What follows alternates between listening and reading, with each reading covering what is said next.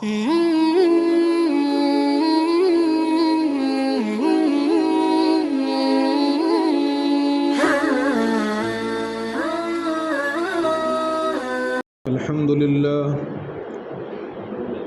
لله وكفى وسلام على عباده الذين اصطفى أما بعد قال الله تبارك وتعالى في القرآن المجيد والفرقان الحميد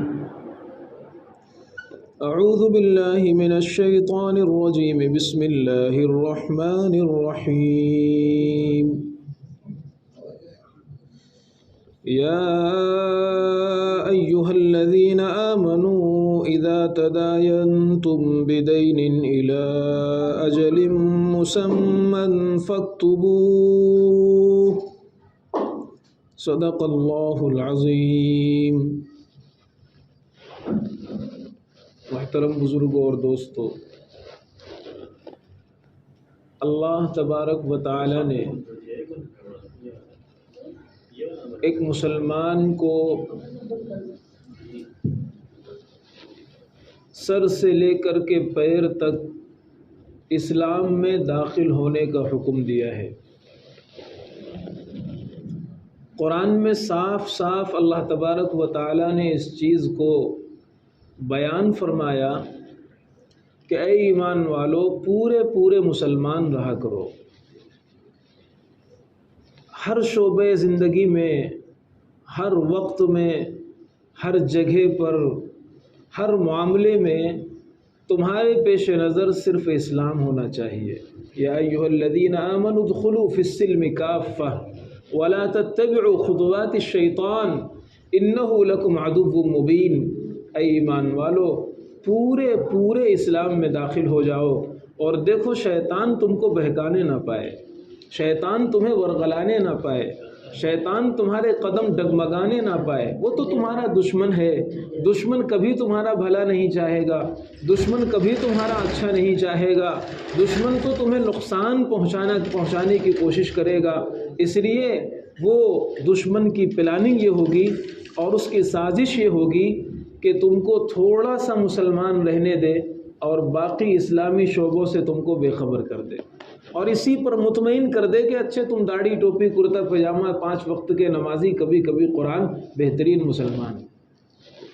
یہ ہے ہمارے شیطان کا اس وقت کا سب سے بڑا دھوکہ۔ حضرت تھانوی رحمۃ اللہ علیہ لکھتے ہیں کہ اس وقت دین کے جو بنیادی شعبے ہیں، معاملات اور معاشرت اور اخلاقیات، یہ 3 شعبے ہیں، ان 3 شعبوں کو مسلمانوں نے دین سے خارج کر دیا ہے۔ یعنی یہ سمجھ لیا ہے کہ دین صرف مسجد میں چند رکعتیں پڑھ لینے کا نام ہے، دین صرف کبھی کبھی قرآن کھول لینے کا نام ہے، دین صرف تھوڑی سی تسبیح کر لینے کا نام ہے، اور معاملات ہم اپنے طور پر کریں، معاشرہ اپنے طور پر جئیں، گھر کی لائف اسٹائل اپنے طور پر رہے، اخلاق و کردار کا کیسا بھی رویہ ہمارا رہے۔ مسلمانوں نے اپنی نجی زندگی سے، اپنے آپ سے ان 3 شعبوں کو خارج کر دیا ہے۔ اور سچائی یہ ہے، آج سے اتنے سال پہلے حضرت تھانوی رحمۃ اللہ علیہ نے جو بات لکھی تھی، آج آنکھوں سے وہ نظر آ رہی ہے۔ اتنا خراب مسلمانوں کا معاملہ ہو گیا ہے، اتنا خراب ہو گیا ہے کہ اس کی اگر ہلکی سی جھلک دیکھنی ہو تو عدالتوں میں دیکھ لیجئے۔ بھائی کے خلاف کیس ہے، بیٹے باپ کے خلاف کیس ہے۔ اتنا تباہی ہے اور اتنی خرابی ہے، اور عدالتوں میں تو کون جاتا ہے، بہت کم لوگ عدالتوں میں پہنچ پاتے ہیں، پیسہ بھی خراب ہوتا ہے، وقت بھی خراب ہوتا ہے، تو اس کی جھلک عدالتوں میں بھی نظر نہیں آئے گی۔ جو معاملات کا اگر ہم سروے کریں گے، گھروں میں جھانک کر دیکھیں گے تو پتہ چلے گا ہمارے معاملات کتنے خراب ہیں۔ اور ان معاملات کے خراب ہونے کے پیچھے اگر ہم ریزن تلاش کریں گے تو قرآن و حدیث کی روشنی میں ہمیں 2 باتیں معلوم ہوں گی۔ قرآن و حدیث کی روشنی میں ہمیں 2 باتیں سمجھ میں آئیں گی، 2 اصلی کارن ہیں، 2 اصلی ریزن ہیں جن کی وجہ سے ہمارے معاملات کا جنازہ نکل چکا ہے۔ ایک ہے بد دیانتی اور دوسرا ہے معاملات کو صاف نہ کرنا، بات کو کلیئر نہ کرنا، میں چاہ رہا ہوں تھوڑا سا انہی دو باتوں کو آپ حضرات کے سامنے بیان کر دوں۔ وجہ یہ ہے کہ ہمارے اس وقت کے حالات میں اور اس وقت کے معاشرے میں ذہن میں یہ بیٹھ گیا ہے کہ جس کو جتنا چونا لگا دیا جائے، جس کو جتنا دھوکہ دے دیا جائے، وہ اتنی ہی اپنی ہوشیاری سمجھتا ہے اور فخر سے بیان کرتے ہیں، مفتی صاحب میں ایسا میٹر ناپتا ہوں سامنے والے کو ہوا بھی نہیں لگتی ہے، 1 میٹر کے بجائے 1.25 میٹر دیتا ہوں، ہوا بھی نہیں لگتی سامنے والے کو، فخر سے بیان کرتے ہیں۔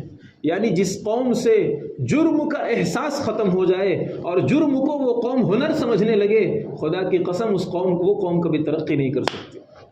جب تک سینوں میں جرم کا احساس زندہ رہتا ہے، وہ کچوکے لگاتا رہتا ہے، ایک نہ ایک دن وہ بندے خدا اپنے جرم سے توبہ کر سکتا ہے کیونکہ اس کے سینے میں جرم کا احساس جاگتا ہے۔ لیکن جب سماج کے اندر جرم کو فنکاری سمجھا جانے لگے اور جرم کو ہنر سمجھ کر بیان کیا جانے لگے، اب وہ سماج کبھی اپنی غلطی سے باز آنے والا نہیں ہے۔ فخریہ بیان کرتے ہیں، میں ایسا ناپ تول کرتا ہوں، میں ایسا کرتا ہوں، حالانکہ اللہ کا قرآن کہتا ہے وَيْلٌ لِّلْمُطَفِّفِينَ، بربادی ہے، تباہی ہے، ہلاکت ہے ناپ تول میں کمی کرنے والوں کے لیے۔ کسی بھی ذمہ داری میں کمی کرنے والا مطففین کا مصداق ہے۔ علماء نے لکھا ہے کوئی بھی ذمہ داری انسان کے اوپر ہو، اس ذمہ داری میں کمی کرنے والا اور اس ذمہ داری کو پورا نہ ادا کرنے والا اللہ کے اس قرآنی وعید کا وہ مصداق بن جائے گا اور وہ اس قرآن کی آیت میں شامل ہے۔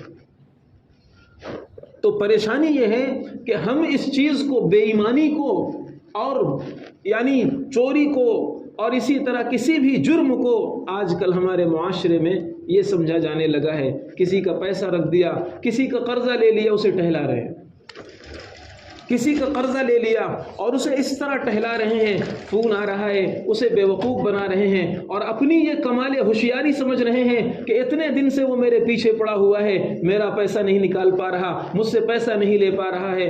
اللہ کے نبی صلی اللہ علیہ وسلم نے فرمایا لا ایمان لمن لا امانت لہ، اگر سینوں میں امانت کا احساس نہیں ہے تو اپنے کو مسلمان کہلانے کے بھی حقدار نہیں۔ ان اللہ یامرکم ان تؤدوا الامانات الی اہلها، اللہ نے قرآن میں صاف صاف فرمایا اے مسلمانوں، کسی کی کوئی بھی امانت تمہارے پاس ہوا کرے اس کو فوراً لوٹا دیا کرو، صاحب حق کو اس کا حق پہنچایا کرو، صاحب امانت کو اس کی امانت دے دیا کرو۔ پیغمبر دو جہاں نے مسلم شریف کی حدیث جلد ثانی کے اندر لکھا ہوا ہے، اللہ کے نبی صلی اللہ علیہ وسلم نے فرمایا مطل الغنی ظلم، ایک آدمی ہے جو قرضہ ادا کر سکتا ہے، یہاں غنی کا مصداق وہی ہے، قرضہ ادا کر سکتا ہے پھر بھی ٹال مٹول کر رہا ہے، حدیث پاک میں فرمایا یہ ظلم ہے، علماء نے لکھا اسے جیل میں ڈالا جا سکتا ہے۔ اتنا بڑا یہ پاپ ہے، اتنا بڑا یہ جرم ہے۔ لیکن آج کل اگر کسی نے قرضہ دے دیا، غلطی سے کسی نے کسی کو مدد کر دیا، غریب کسی حالات کا شکار تھا، پریشانی سے دوچار تھا اور مصیبت میں گرفتار تھا، اس کو میا کر کے ترس کھا کر کے کسی نے اگر پیسہ دے دیا، اللہ اکبر، اس سے اپنا پیسہ لینا ایسا ہے جیسے پہاڑ کھودنا۔ یہ ہمارا معاشرہ ہے، یہ ہمارا معاملہ ہے۔ کیا مسلمان اسی طرح جیتا ہے؟ اس کے معاملات اسی طرح ہوتے ہیں؟ یہ مسلمانوں کا طریقہ نہیں ہے، یہ معاملات کا طریقہ نہیں ہے۔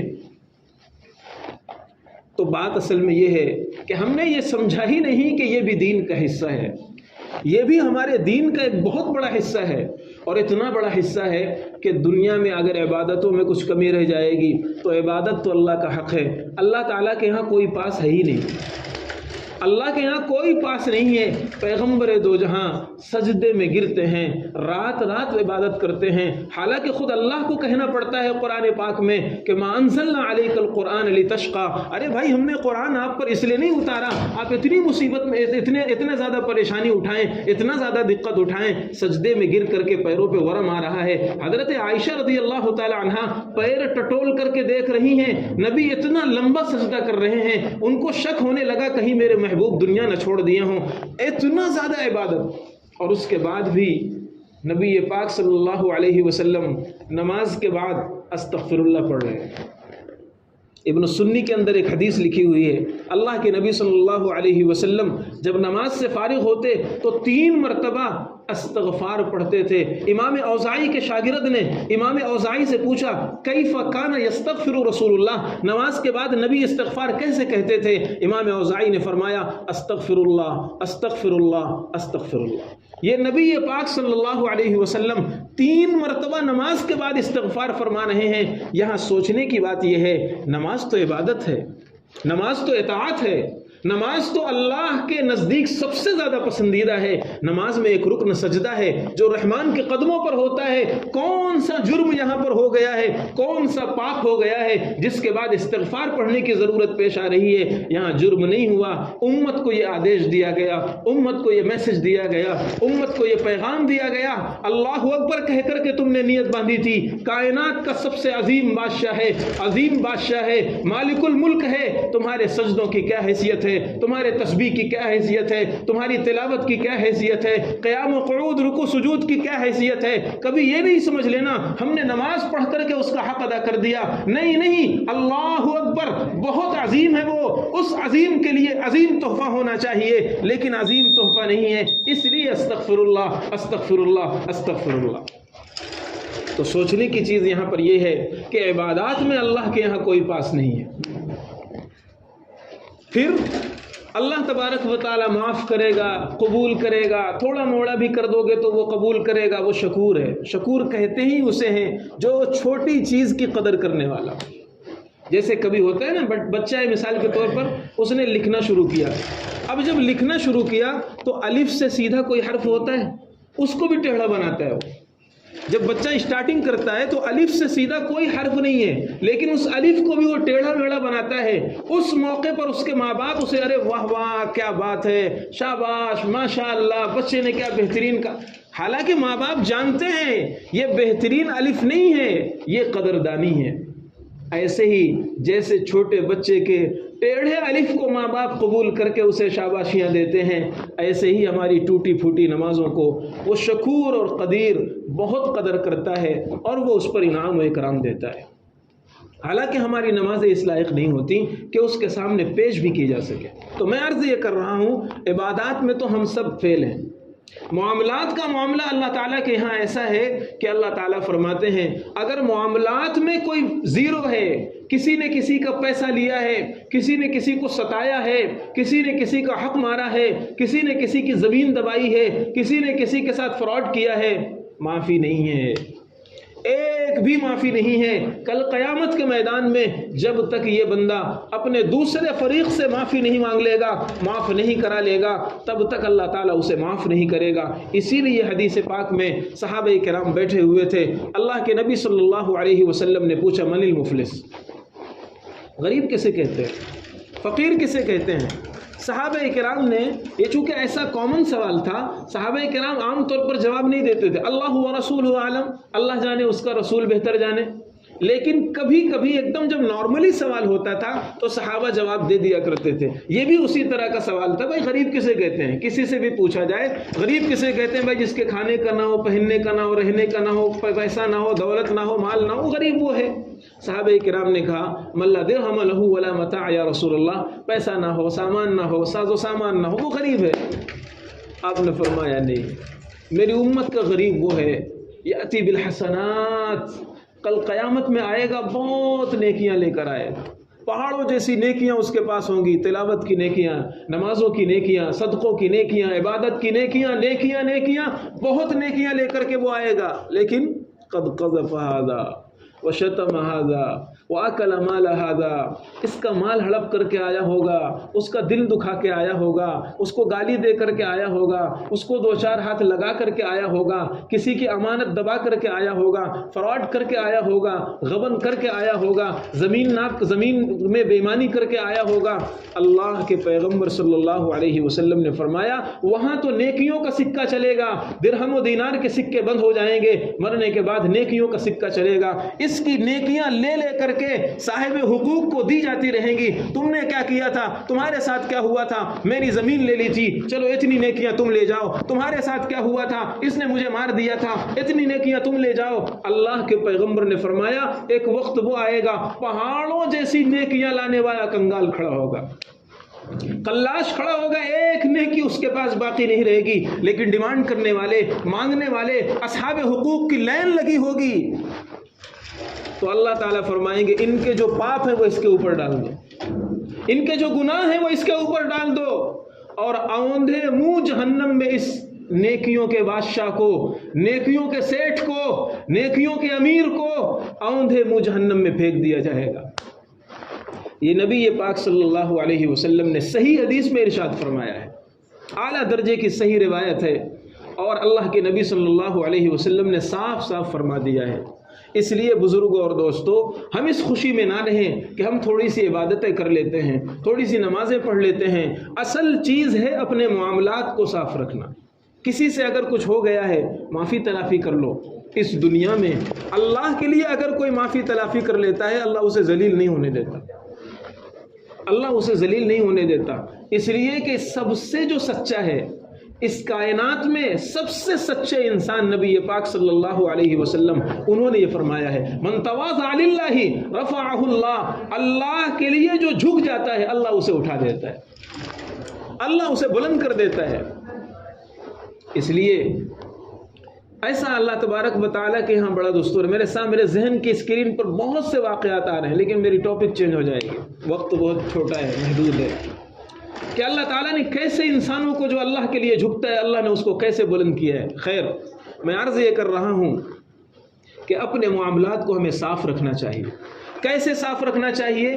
तो मैंने बताया कि मामलात हमारे जो ख़राब हैं उनके रीज़न दो हैं। एक बददियानती है। तो बददियानती का मतलब यह है कि हम अपने अंदर अमानतदारी पैदा करें। किसी का थोड़ा सा भी अगर हमारे पास निकलता है तो हम उसके हक की अदायगी की कोशिश करें। कोई दे करके भूल भी गया हो तो ऐसा नहीं कि माले मुफ्त दिले बेरहम, अब कोई मांगने वाला नहीं, कोई डिमांड करने वाला नहीं, नहीं नहीं, अगर किसी का बनता हो, किसी का निकलता हो तो उसको पहुंचाने की फिक्र की जाए। अगर मालूम नहीं है, किसी का ले लिया था, अब पता नहीं वो रूम खाली करके कहाँ चला गया, कोई अता पता नहीं, उसका हल भी है, मुफ्तियों से मालूम कीजिए, उसका भी हल है, मुफ्तियों से मालूम कीजिए, वो तरीका बताएंगे अपने दामन को आप कैसे बचा सकते हो। इसलिए अपने मामलात को साफ रखिए। दूसरा रीज़न है मामलात का इबहाम, मामलात का साफ ना होना। ये ऐसा रीज़न है जिसमें अच्छे अच्छे दीनदार भी मुब्तला हो जाते हैं। जो बददियानती वाला रीज़न है, चलो वो लोग हैं जिनको इतना ज़्यादा दीन का शऊर नहीं है, दीन की फ़हम नहीं है, दीनदार नहीं कहे जाते। लेकिन एक तबका वो है जो अच्छा खासा दीनदार कहा जाता है, पढ़े लिखे समाज के और पढ़े लिखे घर के लोग माने जाते हैं, लेकिन मामलात को मुबहम रखने की वजह से, मामलात को पेचीदा रखने की वजह से वो भी बेदीनी के शिकार हो जाते हैं। मैं उसकी छोटी सी एक दो मिसालें दे करके बात ख़त्म करूँगा। मिसाल के तौर पर, बाप मुंबई आए, उन्होंने कारोबार शुरू किया, दुकान हो गई, मकान हो गया, कारोबार हो गया, कारोबार चलने लगा, माल आने लगा और बढ़ने लगा। अब उसके बाद बड़ा बेटा जवान हो गया। अब बड़ा बेटा पढ़ लिख कर के जब फारिग हुआ या ऐसे ही वो बम्बई आ गया, वो अब अपने वालिद के साथ उस दुकान में काम करने लगा।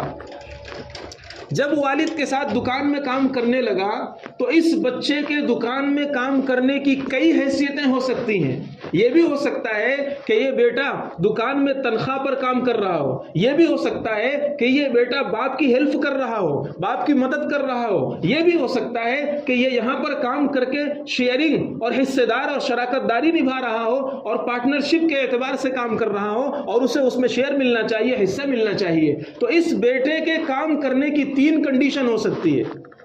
एक ये कि ये बाप की हेल्प कर रहा है, अगर बाप की हेल्प कर रहा है, इस बेटे को 1 रुपए इसका हक नहीं। इस दुकान में जो भी कमाई होगी, जो भी नफा होगा, वो पूरा का पूरा बाप का होगा। अपनी खुशी से बाप अगर दे देता है बेटे को, ये बाप की खुशी है। और अगर बेटा तनख्वाह पर काम कर रहा है, जिसे मुलाजिम कहते हैं, जिसे अजीर कहते हैं, तो माहाना पूरा होने पर, वक्त पूरा होने पर उसके मुकम्मल तनख्वाह बेटे को मिलनी चाहिए। اور اگر مثال کے طور پر اس کا جو یہ عمل ہے، کام ہے، یہ پارٹنرشپ کے اعتبار سے ہے اور اس کی شرائط کے اعتبار سے کیا جا رہا ہے تو اس میں اس کو شیئر ملنا چاہیے، ملکیت ہونی چاہیے، حصہ ملنا چاہیے۔ لیکن پریشانی یہ ہے کہ ایسے موقع پر بیٹے کی کوئی حیثیت کلیئر نہیں کی جاتی، بلکہ اگر کوئی مشورہ بھی دے گا کہ بھائی بیٹے کی حیثیت متعین کر لو تو وہ کہیں گے کیا بات ہے، ہماری محبت میں دراڑ پیدا کر رہے ہو۔ اگر کوئی مشورہ بھی دیتا ہے، دین سکھلانے کے لیے کوئی بات کہتا ہے تو بے دینی کو دین سمجھا جاتا ہے، بے دینی کو اچھا سمجھا جاتا ہے، اور دین کو یہ سمجھا جاتا ہے کہ یار اس کی ضرورت نہیں ہے۔ حالانکہ خطبے میں نے آیت پڑھی تھی، اللہ کا قرآن کہتا ہے یا ایھا الذین آمنوا اذا تداینتم بدین الی اجل مسمى فاکتبوہ، اے ایمان والو کسی کو اگر 2-4 پیسے بھی دیا کرو ادھار، اسے لکھ لیا کرو۔ جب 2-4 پیسے دینے پر قرآن یہ کہتا ہے، قرآن کوئی ایسی کتاب نہیں ہے جس میں بہت زیادہ تفصیل سے بتایا گیا ہو، ڈیٹیل سے بتایا گیا ہو، نہیں، قرآن اصول کی کتاب ہے، کلیات کی کتاب ہے، قانون کی کتاب ہے، اور قانون میں اصولی باتیں ذکر کی جاتی ہیں، چھوٹی چھوٹی جزئیات کو سمجھنے والوں پر چھوڑ دیا جاتا ہے، لیکن جب کوئی بہت اہم مسئلہ ہوتا ہے تو قرآن اس کو ذکر کرتا ہے، قرآن اس کو بیان کرتا ہے۔ یا ایھا الذین آمنوا اذا تداینتم کا مسئلہ ایسے ہی ہے۔ قرآن کی سب سے لمبی آیت سورہ بقرہ آیت نمبر 282 قرآن کی سب سے لمبی آیت ہے، یہ پورا اسی سے ریلیٹڈ ہے۔ پوری آیت کا تعلق اس سے ہے کہ اے مسلمانوں اگر تم کسی کو 2-4 پیسے دیا کرو، ایسے نہیں کہہ رہے چلو اپنی دوستی ہے، اپنا سب چلتا ہے۔ کتنی دوستیاں ایسی ہیں کہ پیسے نے ان دوستیوں کا جنازہ نکال دیا۔ زر زن زمین، زر مال، زن عورت، زمین جائیداد، تو زر تینوں زا سے شروع ہو رہے ہیں، زر زن زمین، یہ 3 چیزیں ایسی ہیں کہ ان 3 چیزوں سے ہی سارے جھگڑے پیدا ہوتے ہیں۔ اس دھرتی پر سب سے پہلا قتل جو ہوا ہے وہ عورت کی وجہ سے ہوا ہے۔ اس دھرتی پر حضرت آدم کے 2 بیٹے حابیل اور قابیل، ان کے درمیان جو لڑائی ہوئی ہے اور قابیل نے حابیل کو جو قتل کیا ہے، اس کائنات کا، اس دھرتی کا سب سے پہلا قتل عورت کی وجہ سے ہوا ہے۔ اس لیے یہ نہیں سوچنا چاہیے ارے بھائی پیسے دے رہے ہیں ہماری دوستی یہ سب چلتا ہے، نہیں، اللہ کا قرآن کیا کہہ رہا ہے کہ اگر پیسے دیا کرو کسی کو، تھوڑے سے پیسے بھی ہوا کریں، ان کو لکھ لیا کرو، اور کب تک دے رہا ہوں، کب واپس کرے گا، یہ سب لکھ لیا کرو۔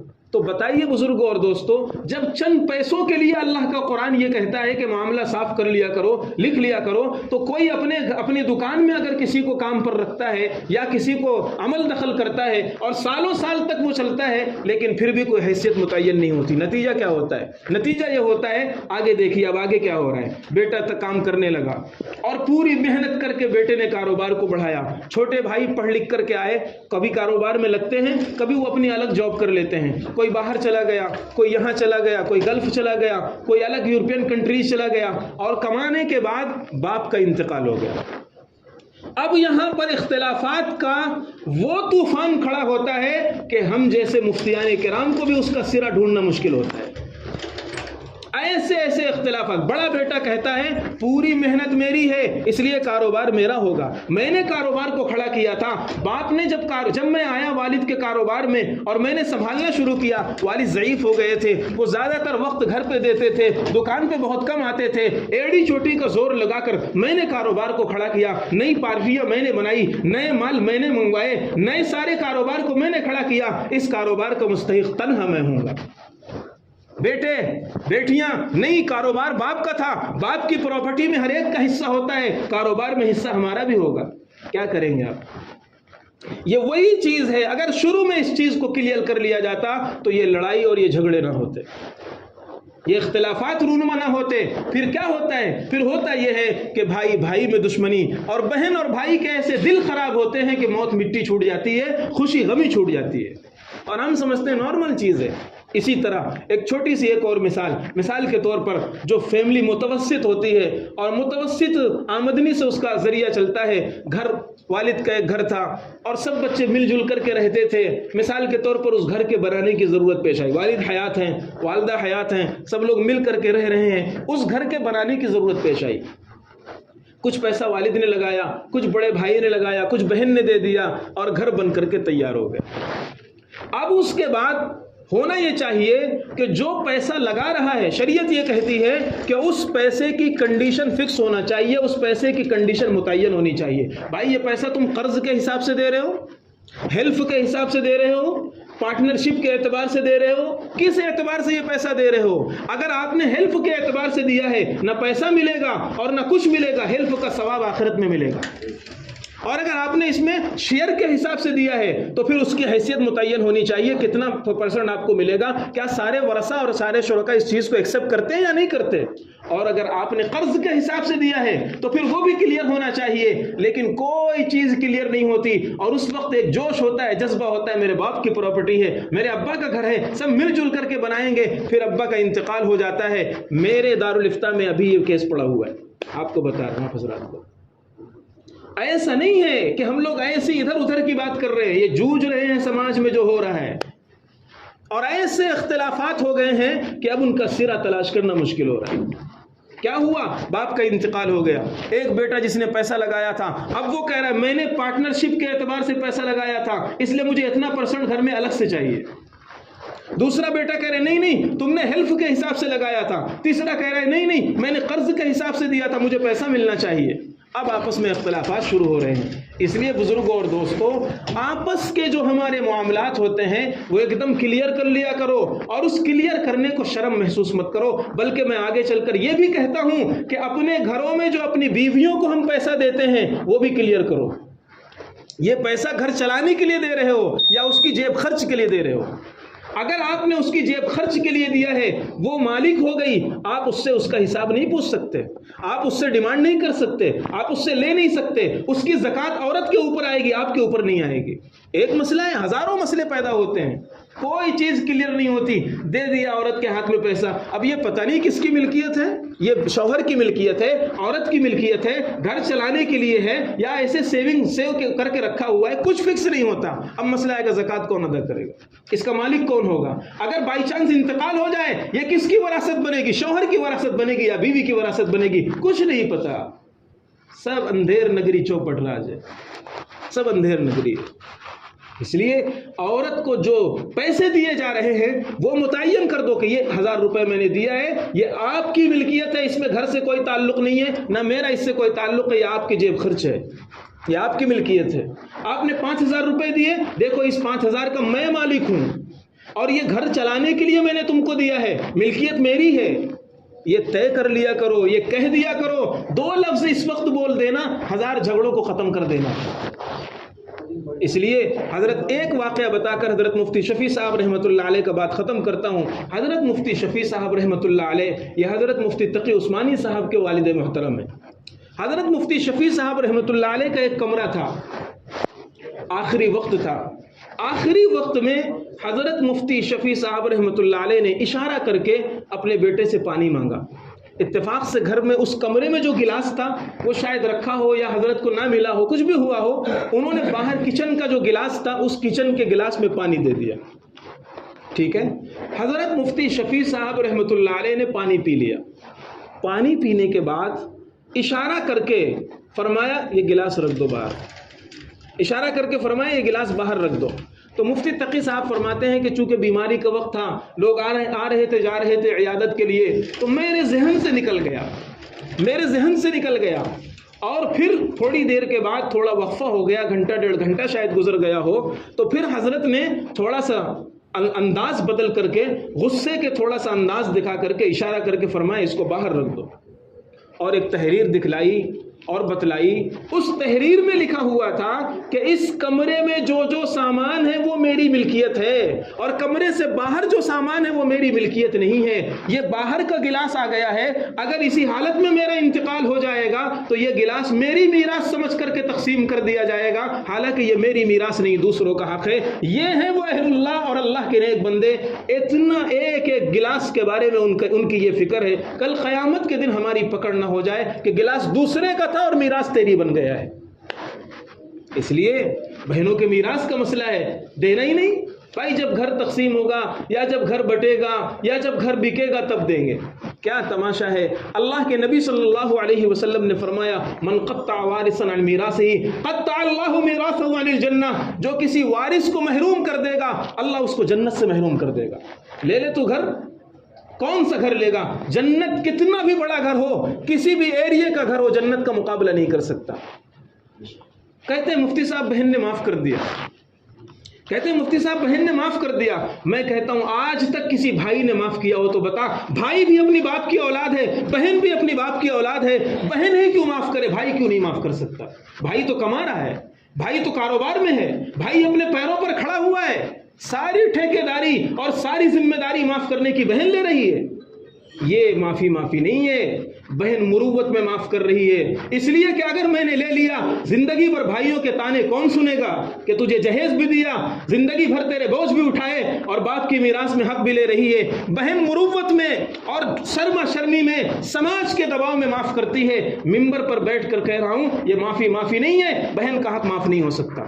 اس لیے تھوڑا سا تو دین پیدا کیجئے، اپنے اندر دینی بیداری پیدا کیجئے.